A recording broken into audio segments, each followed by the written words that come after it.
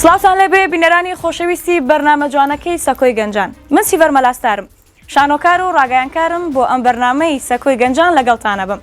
وەکو دەزانن بەرنامەی سەکۆی گەنجان هەر جارە و بابەتێک هەڵەبژێرێت و قسەی لەسەرەکە. بۆ ئەم جارەش بە جلوبەرگ و بە دیکۆرەکەما دیارە کە باس لە ڕەسەنایەتی و کەلەپور و کللتوری کوردیەکەین. جا بۆم بەرنامەیە لەگەڵ کۆمەڵێک هاوڕێمە پێکەوە دانیشین و گفتوگۆی لەسەرەکەین. کللتور خانەدانیە. لە سەکۆی گەنجانەوە سڵاو، من ئارینی کوردیم، ڕاگەیاندکار و نەخشەساز. منی شتێکتان پێ دەڵێم، وەگەوەی کە پەشەی مەزن گوتی زمانی کوردی شەڕەفمانە و ناموسمانە، پێویستە بیپارێزین. لە سەکۆی گەنجانەوە سڵاوتان لێبێ، من میدیانوریم، میدیاکارم. پێویستە ڕەسەنایەتی و دنیای مۆدێرن بەیەکەوە گرێ بدەین. سڵاوتان لێبێ خۆشەویستان، لە بەرنامەی سەکۆی گەنجان من چالاک کەلەپور گرنگی بە کەلەپوری کوردی دەدەم. هیوادارم نەوەی نوێژ گرنگی بە کەلەپوری کوردی بدەن. سڵاو، لە سەکۆی گەنجانەوە باسێک لە کەلتوری کوردی دەکەین. من ڕێناسکرمانجم، مامۆستای زانکۆ چالاکوانی مەدەنی و ڕۆژنامەنووسم. ئومێد دەکەین لە بەرنمەیەکی جوان و تایبەت باسێک لە ڕەسەنایەتی و کەلتوری کوردی بکەین، باز لە بەهای کەلتوری کوردی بە جوانی و بە پێشەنجیەوە باسی لێوە بکەین لەگەڵ برایان و ئازیزان و خاتونانی ئازیز، جوانترین و پاکترین وشەکان دەرببڕین و بە سادەترین زمان قسە بۆ ئێوە بکەین. ئومێد دەکەم تا کۆتایی لەگەڵمان بن. هێشتا پیر نەبووم جوانێ تۆ پیرت کردم، تۆ پیرت کردم. هێشتا پیر نەبووم جوانێ تۆ پیرت کردم، تۆ پیرت کردم. وەرە وەرە با بچینە نێو شلێران، تاوێ وەرە بۆ لای منی مەڵوێران. وەرە وەرە با بچینە نێو شلێران، تاوێ وەرە بۆ لای منی مەڵوێران. ڕای دەستمان خۆش بیعیبینە بۆ کار خێر بێنەوە. چۆن هاوڕێیان، ئەم کەشەتان پێ چۆنە، باسی کللتورەکەین؟ زۆر باش. باشە؟ ئێوە پێتان چۆنە؟ زۆر گەرمە؟ ڕاستەکە گەرماکە تۆزە کێشەیە. ڕاستی ئێمە لێرە زۆر بەمان ڕاگەیانکارین، بەڵام من پێم باشە سوکانەکە بینە دەستی مامۆستا ڕێناس و مامۆستا ڕێناس ببێ بە پێشکەشکاریان بەرنامەیەمان. ئێواڵەن چی؟ دەگەڵ پێشنیارەکەمانەی مامۆستا؟ رازینە؟ زۆر سپاسی فەرخان، خۆشحاڵ بووم کە ئەمڕۆ لە بابەتێکی تایبەت قسە دەکەین، باز لە کەلتور و ڕەسەنایەتی کوردی دەکەین. دەمەوێت لە پرسیارێکی سەرەتاوە دەست پێ بکەین، زۆر بە سادەییەوە بپرسین ئاخۆ کەلتوری کوردی لە کوردستان تا چەند گرنگی پێدراوە، یعنی بە مانایەکی سادە و ساکارانە و زمانی سادەی بازاڕی با قسە بکەم، بڵێم ئایا کەلتوری لە کوردستان بای هەیە، گرنگی پێدەدرێتن یاخودنا؟ دەمەوێت لە مامۆستا ئارینەوە دەست پێ بکەم، ئەگەر مامۆستا ئارین بفەرمووی. سەرەتا شکوتنی گەرمایەکی باشی هەیە، گەرمایەکە بڕێک ماندووی کردوینە، بەڵام هەندێک بابەتی کوردی هەیە، هەموو جای دەڵێم کوردبوون هەندێک شتی هەیە ماندووبوون لەبیر دەچێتەوە. بابەت دەربارەی کللتور بمانەوێ و نەمانەوێ بەهۆی ئەو لێشاوەی هەزاران ساڵەکە لێرە کاریگەری لەسەر کللتوری مەکردووە، ئەو سەدان ساڵە بە تەحریب و بە تەفسیر و بە تەرکیب و بە هەموو شێوازەکانەوە، هەتا ئاستەکی باش کللتوری کوردی وەکو چیا سنجی خۆی داکوتیوە. چونکە زۆربەی ئەوانەی کە بابەت تەفسیر دەکەن، بە تایبەتی نوێژنووسە ئیسلامیەکان دەڵێن کورد پێوانەیە بە چیا، حتا ئێمەش چیامان لە پشت بێتن کللتور دەمێنێ، چونکە زۆربەی ئەو شێوازانێک کە ئەمە هەیە لە چیاوە سەرچاوی گرتووە. مامۆستا ئارین، فۆلکلۆری کوردی شوناس و ناسنامەی کوردە، هیچوانی تێدا نیە. کاکساراکیش زیاتر لەو بەشەیش دەکاتن، پێم خۆشە کاکساراک زیاتر ڕوونکردنەوەم لەسەر ئەو بابەتەی بداتێ. ئەگەر پێ باسێکی فۆلکلۆر بکەی، فۆلکلۆری کوردی تا چەند وەکو ناسنامەی کورد دەیناسێنی جەنابەت؟ وڵی کەلەپور کاک ڕێناس خەرکە پێشترکە با پیرێنە ئەو شتانیان هەبوو، هەمووی هەر کەسەوە لە ماڵی خۆی ئەشیای هەبوو، شتی کەلەپوری هەبوو، بەسکە ئەو نوێگەریە هات هەمووی تقریبن هەمووی نانی خەرکەچی گەلک زۆر 156 هەمووی فڕیدا. بەس ئەو ساڵانە الحەمدولillah چەند ساڵەکە چەند گەنجێک یەک لەوانە بخۆم 20 ساڵێک دەوی کە دەستم کرد خەرکم بۆ شار کردەوە لەو بوارەی کە ئەو کەلەپوری با باپیران لە فەوتان ڕزگارکەین ئەگەر ئەوەی فڕەشی دەدا مەسە چەند کەسێک ئەما کۆی دەکەینەوە الحەمدولillah ئێستا ساڵانە لە هەولێر خاستە من هەولێر مەشارەکانی زۆرە بەس لە هەولێر گەنجێکی گەرەک زۆر دەستی پێکردی بۆ کۆکردنەوەی ئەو کەلەپورەی لە پاراستن یان لە فەوتان ڕزگاریان دەکات ئەوەی جەنابەت دێری ئەمە زۆر باشی ئاگادارم لەبەرەوەی کتێبیشە بۆ نووسرایەت زیاتر لە 83 کەس من خەریکی نووسینی کتێبەکەی بوومە 83 کەس هەیە لە کوردستان زیاتریش هەیە ڕێژەکەی بەڵام 83 کەس بە فەرمی شوێنێکی دابین کردیە وەکو ئەو شوێنێکی ئێستا ئێمە لی دانیشتوینە تایبەت بە پارێزگاریکردن لەو کەلتورە جوانەی کە لە باو باپیران و ئەمە بەجیماوە ژگیریژنی هەر کەس خۆ بەبێ پشگیریە ئەوە زۆر باشە بەڵام دەمەوێت باس لە کەلتور و ڕەسەنایەتی کوردی و لەو ئێستا و سەردەم مامۆستا میدیا نازانم ڕئی جەنابەت سەبارەت بەو بابەتەی تا چەند ینی لە ناو کۆمەلگای کوردی گرنگجی بە کەلتور دراوە یان با پرسیارشت کرد هەر لەگەڵ ئەو پرسیارە بکەم باسی ئەوە بکەین ئایا سەردەم و تەکنەلۆژیا کاریگەری هەبووە لەسەر مەسەلەی پارێزگاریکردن لە کەلتور یا خودنا بەتەکیید ئەم دەمەوێتیشی بخەمە سەر بابەتی تەکنەلۆژیا و سوۆسیال میدیا بەگشتی بەڕاستی کاریگەریەکی زۆر باشی هەیە لەبەرەوەی ڕۆژانە دەبینی لە تۆڕە کۆمەڵایەتیەکان فەیسبوک ئینستاگرامە تیکتۆکە هەموو ئەو تۆڕە کۆمەڵایەتیانە کە خاستن کە مامستا باسی کرد کە ئێستا فیستیڤالات و شت دەکرێت ئەو سەردەمانە ئێستا کە ئەو گەنجانە ینی خۆبەخشی ئیش دەکەن یعنی زۆر کاریگەری هەبووە تەکنەلۆژیا لەسەر ئەو بابەتانە پشتی شێر بەبەری من دەکەویتن لەو بابەتەی لەبەرەوەی زۆرترین کاکسالاک زیاتر ئاگادارە زۆرترین فیستیڤاڵی زانکۆ و پەیمانگەکانی هەولێر و دهۆک زۆرترین ئەشیاکانی لای من دەبن بەڕاستی چکە ڕێژەی یەکزار زۆر کەلوپەلەکانم کۆ کردەوە ئەوجا بەسای برادەرایەتی و دۆستایەتی پەیدامان کردی بیتن و هەندێکمان کڕیە و هەندێکمان لەلایەک پیدا کردی بەهەرنەوەچی بیتن بەس مەبەستی من پارێزگاریکردن ئەوە نییە لە سوۆسیال میدیا و لە میدیا بیبینین بەڵکو پارێزگاریکردن لەلایەن گەنجانەوە چەندە گرنگجی پێدەدرێتن چکە لە لای من هیچ کەلوپەلێک لەو کەلوپەلانی کە ئێستا لە چاودەوری ئێمە دەیبینن بەکڕین بە پارە پەیدا نابێت جامان حەزەکەم جوابی ئەویان بەمەوە بەها دەزانی کو ئێستا جواب ئەو دەرفەتە دەدەم بەها لە نرخ گەورەترە هیچ کەلوپەلێک بە پارە ناکڕدرێت بە تایبەت نەمانی کەلوپەلی کوردی جەنابەت سیڤەرخان پێت وایە کووایانی ئەو شتە قسەی دەیکەی وڵی ئەزانی چۆنە گەنجی ئێستا بە تەواوی کەوتۆتە دنیای مۆدێرنەوە ڕێزی ئەو شتانە ناگرێت ئەمە لە هەولێر پێوترێ قەنەفر لە سلێمانی و لە ڕۆژهەڵاتی کوردستان پێوترێ مێخەک من لەگەڵ جلە مۆدەکانیشمە ئەمەم لە ملا بۆ لەبەروی پێم جوانە مۆرکێکی کوردی خۆمانی پێوەیە بڕواکەن لەگەڵ هاوڕەکان و کە دانیشنەڵەوە چی لە ملتاڵی داپیرمی بابەگیان ئێستا کە داپیری تۆیکە ئەو کاتێک کە گەنجیش بۆ کردوێتی لە کۆنەوە هێشتوێتیەوە تاوەکو ئێستا بەڵام ئێستا بەداخەوە پێیان وایە جلی کراوە جلی مۆدێرن جلە کوردەکەی نێشتەوە بە خۆشحاڵە ئێستا بەشێک لە جلەکان هاتۆ من لێرەوە ئەڵێم خانمی بەڕێز ئازادی کە جلی مۆدە هەر چۆنێک لە بەرەکەی بەڵام تکای دەستکاری جلی کوردی مەکە جلی کوردیە دوورە لەسەر شێوازی عەزی ینی بە جۆرێک کراوە زۆر کرایە لە ئێستا و لەگەر پێشتر فەرقەی زۆرە ئێمە ناتوانین بڵێن وەکومە مەسەرە نازگوتی من نزیکەی 50 کەس ئەفتا کەسە کللتوری زیندوو دەکەینەوە کللتور زیندووکردنەوە دەبێت بچێتە ناخی گەنج هەموو جارێ ئەو بابەتانە زۆر باوە تەمەشای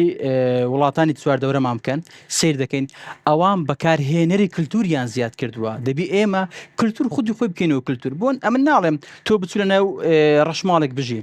بەڵام ئەو شتانێک لە ناو کللتوری مەدا باو بۆ باو باپیرانی مە بەکارهێناوە لێرە ئێستاشدا شێوازی بەکارهێنان دەکرێت بەکاری بێنین وا پێویستە ئەوەیان زیندووکەین و بەکاری بێنین شتێکی کۆم بەکاربێن پێتەڵە لادی بەکاری بێنین لەگەڵ تەکنەلۆژیا مامۆستا ئارین ئەمە شتێکی جوانتر دەمەوێت بە تو بڵێن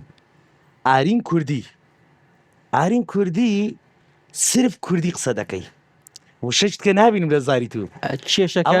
ئەوە خۆی لە خۆیدا پارێزگاریکردن لە زمانی کوردیە لە زمانی دایکە ئەوە یەکە لەو بابەتانەی کە لە ناو گەنجان بەڕاستی گرنگجی پێدەدرێتن ئەو ساڵانە دەبینی یان چەند کەناڵەشی کەلتوری پێ هەولێرێ بخەمە سەرەوە ئیشی زۆر لەسەر شتی کەلتوری دەکە لەو منە لەوانە پێشتر دەچێنەوە بازاڕی هەولێرە قەیسەری یعنی یەک گەنج نەدەدیت یەک گەنجی کوردی نەدەدی بە جلی کوردی ئێستا ڕۆژانە ینی لە هەموو بابەتەچی هەم پیا هەم ئافرەت ینی جلی کوردی زۆر پیا بووە خەرک جلی کوردی لە بەدەکە لە مناسەباتەکە بێ مناسەباتەکان ئەبزە ئەمەن دەمەوێت شتێکتان پێ بڵم ئەمە زۆر گرنگجی بازلی کوردی دەم بەڵام لە ئێستادا تا ڕاددەک ڕێژشی باش لە چاو ساڵانی بڵین سەرەتای 2000ەکان زۆر زیاتر گرنگجی پێدرا لە ناو شقامەکان دەبینێت جلوبەرجی کوردی زۆر باە هەتا لەگەڵ میدیاخان تازدەمەکانی تر بەیەکەوە تاوتێ ئەو بابەتەمان دەکرد ئەو دەمەتەقەیەکی خۆشمان کرد لەسەر مەسەلەی جلوبەرجی کوردی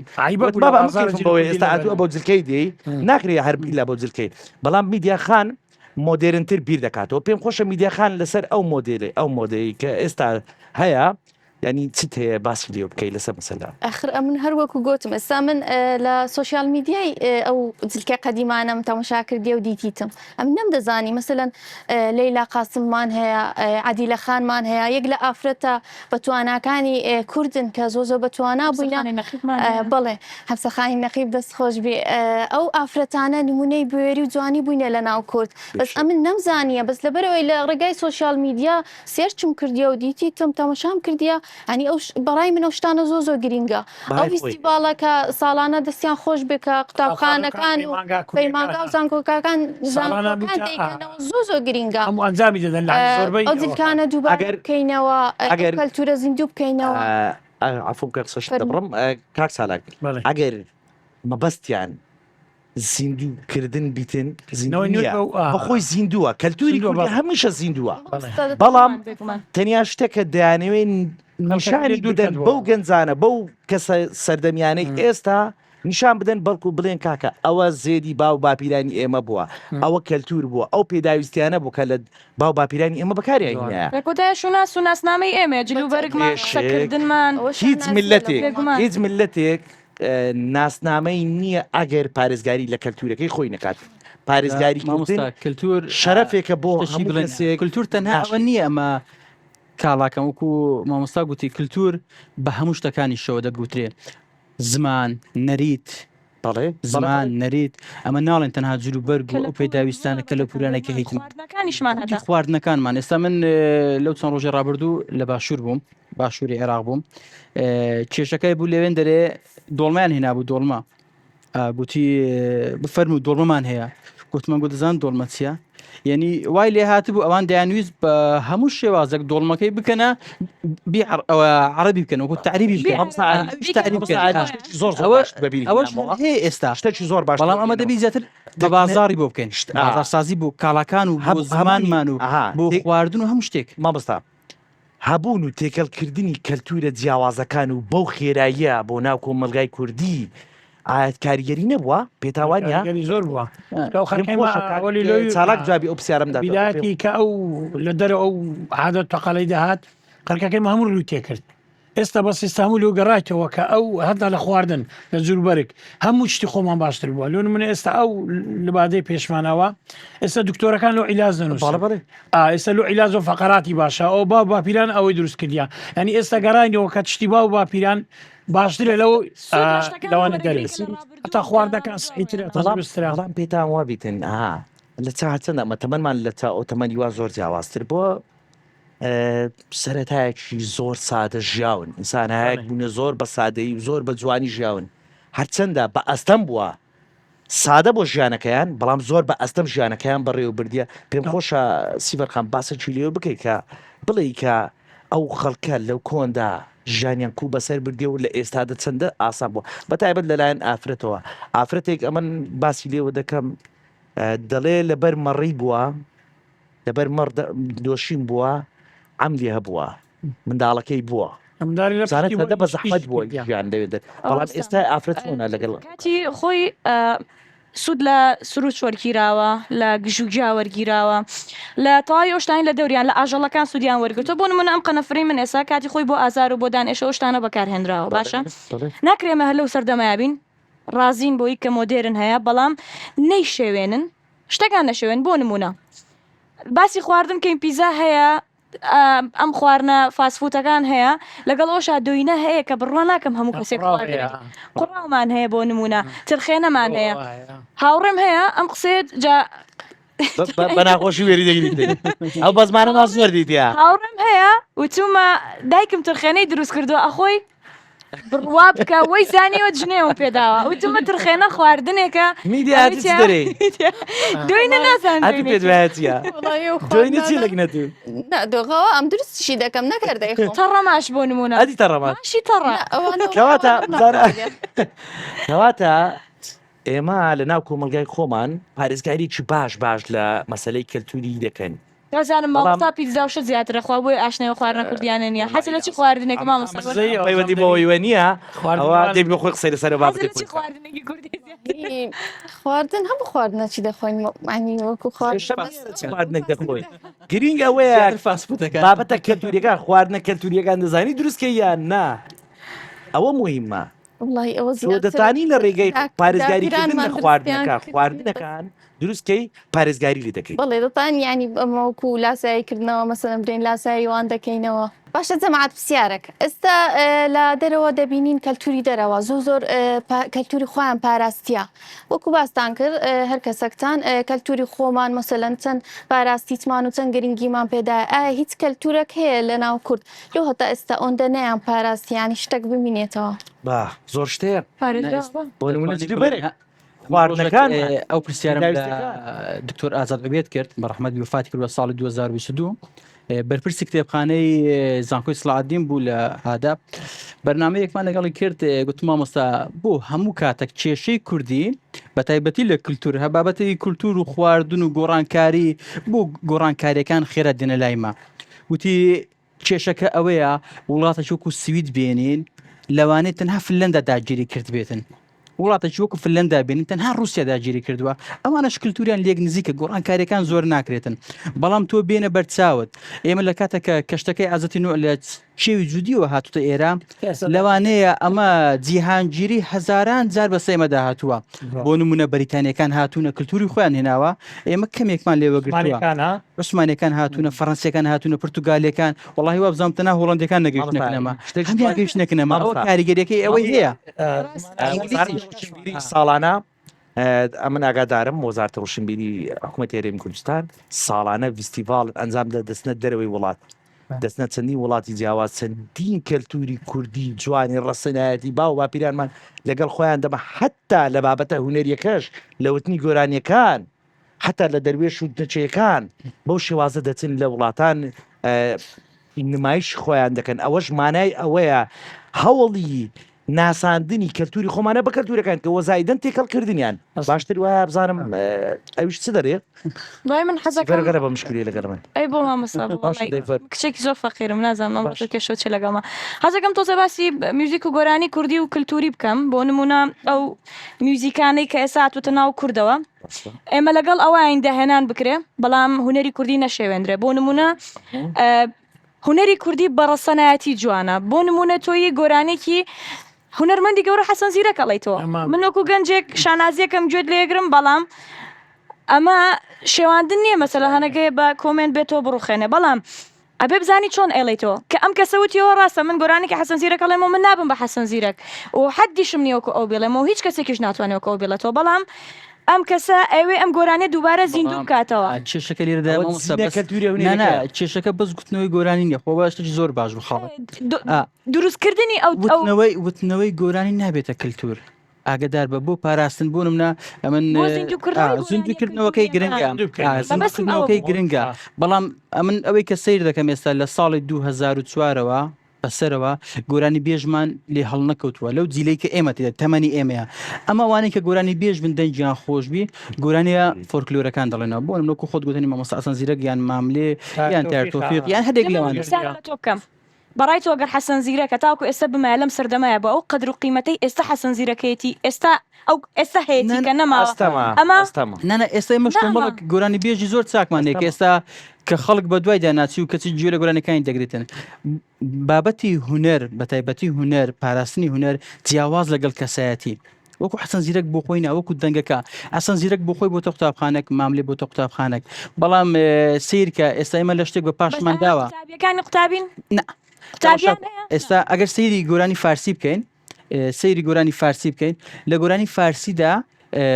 تەمەشای هومایۆنکەین هومایان بەو لەسەر ڕێچکەی بابی ڕۆیشتووە بەڵام داهێنانی لێ نابێت و بە کردووە باوکی داهێنانی کردووە داهێنانی کردووە ڕاستە بەو دوایانە چەند گۆرانێکی کوردی بە شێوازشی جیاواز گۆرانەکان لەوانێ هونەرمەندانی گەورەی کوردن داهێنانی لێ کردووە ئێستاش یعنی دەبینی خەرک زۆر کاکا و مشکلی گۆرانی بێژی نوێمان ماکەن برام گۆرانی بن نوێمان زۆر پێیا لە بن سەریەوە باشم ئەم ساگە بمانەوێستا ئەو کەلتوری خۆمان بپارێزن جوانە چۆن لە لای خەڵک بەهایەکی لە بۆ دروستکەین کە ئەو گرنگجێ هەبیتن وڵی ئێستا هەز دەکەین چکەمە کاگرەناس کە لە پوریە من شەیتم ئەوروپیەکان دێن ئەزنەبیەکان دێن ینی کە شتێکی مە دەبین لایەن ئەگەر بیان دەینە دەبن هەنی ئێستا لە بازار یەکردن دەبن هەر شتێکی کەلتوریمان لا بەدەسێدرری ئەو شتەنگۆ زۆر بە نرخە بەس ئەو خەرکەیمە هاتە ئێستا عنی قدری نەزانیا بەستا الحەمدولله خەرکەکە بەرەبەرەوە قدری دەزانی لون منە شتێکی ئەوها بڕۆ لە تاران بکڕلەوەی بە دەوەڕقەیبی لێرە بە 50,000 لێ کڕی ینی الحەمدولله خەرکەش و شاری لۆ پیا بوو ئێستا بەرەبەرە ینی ئەوەی دەکەن دەیپارێزن هەر کەسەوە قدرەکەی دەگرژینی مەسەلەی مامۆستا من پێ باشە لەسەر ئەشیاکەمی تۆ مۆزەخانەکان فراوانتر بکرێت لە ناو کوردستانە وەمێ لەسەر ڕۆژ شێشمە ئەوەی مۆزەخانیشتمانی ئەگەر نا بەعنی مەفروز نەبوو لە ئەوەی ئەمن دەیزانم هەشتا کەسە شوێنی وای دانایە شوێنی ینی دەبوو مۆزەخانێکیشتمانیمان هەبا ببوورە دەبوو مۆزەخانێکی نیشتمانیمان هەبە بەهات بە بە زەختیش با لە میبستان بە بیوەردا لە مۆزەخان یان زاویەکی لە بۆ من مۆزەخانەی ئەوەیە چەند ڕۆژێکی دیاریکراوی بۆدان بۆ نموناڵم بەس شەمان کراوەیە یان بۆ نمونە بەس چوارشەمان کراوە بۆ کاکە ئەمە پێم باشە مۆزەخانەیە کە بێ و بەردەوام کرابێتەوە بۆ نمونە گەشتیار لە دەرەوەی ئێوە ئاشنای جلوبەرگی من بێ من ناتوان بیبم بۆ ماڵەکان تۆرەکەمی بۆ بکەم بڵم من ئەم شتانم لای خۆم هەڵگرتوەکانی مۆزەخانەیەکمان هەبێت کوردی و کاک چالاک خۆشبەختانە لە قەڵاتی هەولێرێ هەندێک شتمان هەیە بەڵام کاتەکەمان زۆر کەمە لەوێن دەر شوێنێک لێ دیاری کراوە و لۆ هەموو کەسیش نییە بابەتی ئەنتیکی لێ ئاگدار بە ئاساریشی لێ نییە ڕاستە دەبی مۆزەخانە ئەوەیە جگە لە ئەنتیک چکەوانێک کە ئێستا کە لە پولیەکانەوە بابەتی ئاسار و ئەوانەش ڕاستە ئاساریشی هەبیتن ینی مای هەبێت داری ئاسار بەس ئەخر هەر هەبوون نییە کوردەوای دەڵێ زۆرە خۆ هەر هەبی نییە جیهانیەکان چۆن هەیەەوە کلدیانیەکە دێتە ئێرە بزانیت چم هەیە و چۆن دەبێت ئاسار هەیە لە هەولێر هەیە نە بەس بوونی خۆشم بگەرمەوە ئەڵە جارێک کابراگە چێتە مۆزەخانەیە زۆرت پێێت و خۆی ئەیە لە گۆزەیە گەشکێنێ باشە کابراگ لەو لاڵێەوە چی و کرد ئەڵێ بۆ ئەڵێ کاکەوە کۆم بۆ لەوە زای تازەیە ئەمن دەمەوێت شتشت ئاخر لە کاتمان کۆتایی بەرنمەکەیە و دەمەوێت شتێک بڵێم کۆتا پەیامتان لەسەر پارێزگاریکردن لە کەلتور و ڕەسەنایەتی کوردی چییە؟ دەمەوێت لە مامۆستا ئارینەوە دەست پێ بکەم دواتر دەکەم یەک بە یەکتات بەڕێستان مامۆستا ئارین ئەمن گرنگی بدرێت بە کتێب بۆ نمونە ئێمە باسی هەموو شتەکانمان کرد هەموو ئەو بابەتانە لە ناو کتێب جێگە دەکرێتەوە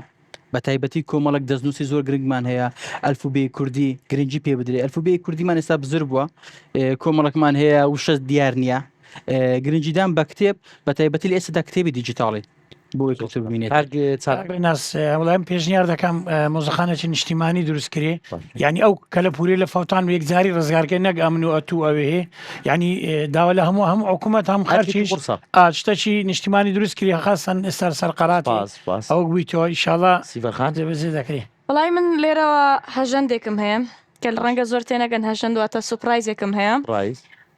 ئەمە لە شاشە جوانەکەی ئێوە ئەم سوپرایزە بڵێم لە تەمەنی 15 ساڵیمەوە خەریکی نووسینی پەرتوکێکم بە ناوی شەڕی ڕۆشنگەری کە زۆربەی وشە کوردیە پەتیەکانم لەم پەرتوکە نووسیوە بەڵام هێشتا پێم وایە زووە لە بەرەوەی ئەوە نەمان وشە هەیە وشەی کوردی دەریایەکی بێبنە ئەمێ تەواوی وشەکان کۆکەمەوە لەگەڵ کەسە زۆر بەتەمەنەکان دانیشم جاری وایە چمە چاخانەکان لەگەڵ یان گفتوگۆکەم زانم چی وشەیەکم بیرچەبی نووسم بۆ ئەوەی سەریە فشەتان پێدێ جیلی میدیا خان جەنابێت وڵی وەکو باستان کرد تا هەتاکەچی کورد گرینگە کەلتوری خۆی بپارێزی لە بەرەوەی هەموو وڵاتەکان وایە کەلتوریان زۆ لەلا گرینگە ئەمەش سەرڕە زیاتر ینی بخینینەوە لەسەرەوەی و باسی کرد کە خینەوەمان باز نەکرد بەڕاستی خینەوە زۆ گرینگە لە بەرەوەی ئەگەر تەمشا بکەین ینی لە تاریخ تەمشا بکەین لە مێژوو خۆمان تەمشا بکەین زۆر مێژوەکی پڕ بەهامان هەیە کورد مێژوەکەی زۆر جوانە ینی سەرور ئەم ئەو. کەسە بخینەوە زۆر سپاس دەستان منیش دەمەوێت کۆتا پەیامی خۆم بڵێم کۆتا پەیامی من ئەوەیە کەواتە کۆی قسەکانی ئێوە و ئیمنیش هەر ئامانزمان ئەوەیە پارێزگاری بکەین لە کەلتور و ڕەسەنایەتی کوردی هەمیشە زیندووە و بە زیندوی ڕای بگرین و زیاتر گرنگی پێ بدەین سوپاسی یەکە بە یەکەتان دەکەم سوپاس بۆ ئێوە دەستان خۆش سوپاس بۆ بینەرانی ئازیزش کە بەردەوام بوونە لەگەڵ ئێمە و سەیری بەرنمەکەی ئێمەیان کردو ئومێد دەکەین توانی بێتمان بۆ کەمێکیش بێتن خەندە بخێنە سەر لێوەکانتان و ئەو زانیاریە کەمەی لەلای ئێمەشدایە لێمانی قبول بکەن و بە گەورەی خۆتان بمان برون و سپاس بۆ هەرهەموو لایەکتان دەست خۆش مامۆستا گیان. سپاس بۆ ئێوەش.